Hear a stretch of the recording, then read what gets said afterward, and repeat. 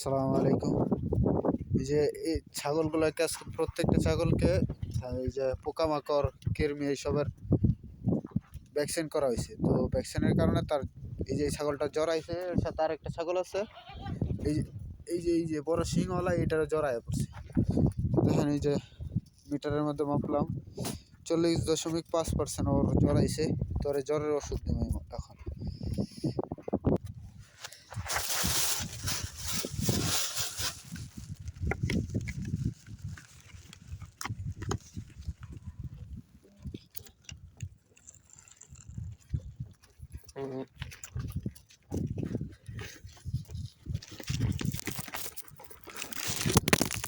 ও, এটা তার আমি মাংসের মধ্যে দিয়ে দেবো। 5 মিলি আছে। আপনারা সবসময় এই যে গলার সাইড এই জায়গাটার মধ্যে মাংস দেয়, এই জায়গাটা দিয়ে দেবেন।